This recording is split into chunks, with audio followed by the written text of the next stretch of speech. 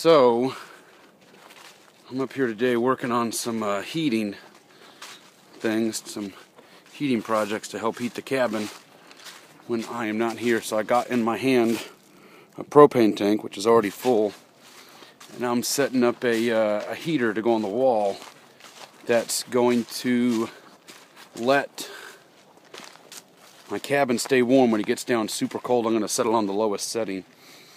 But let's talk about locations for where you're planning on building a project, a deck, a little cabin, storage, anything, a structure that you don't want anything to fall on it or moisture issues. One of the biggest things I have found is that you need to check things out in the wettest time of year.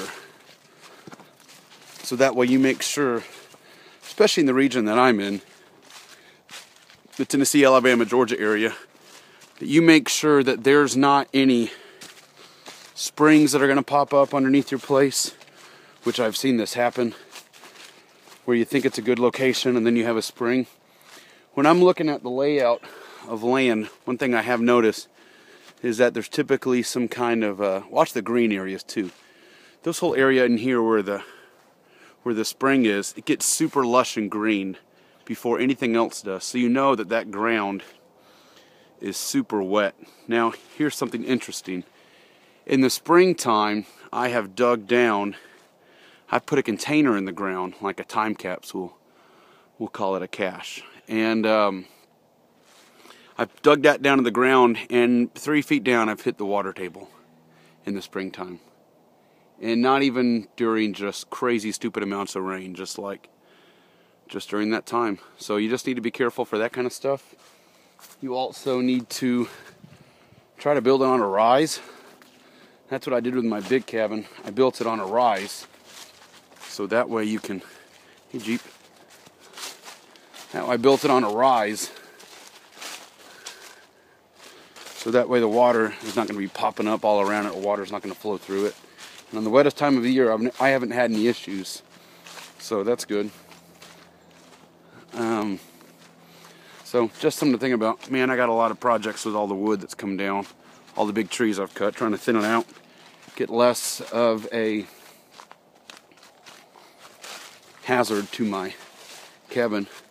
See if you can see a shot of the big cabin. The reason why the roof line is like that in the back is for water catchment. Single sloping shed roof. You really don't get much better of a simplistic design than that. From the front it's really pretty because you have another porch roof coming off the front. But from the back it all kind of goes down into one easy to clean gutter. So that's really has been super easy. And it's just a perfect pitch where things will still fall off the roof. I have a ladder going up there. I have a ladder on the back that stays leaned up back there. But I have one gutter that's down at waist level, so I can clean out the back gutter and I catch all the water. Now also, the spring is above me, so that's good. So once I get my water system all finished up, I will still have spring-fed water.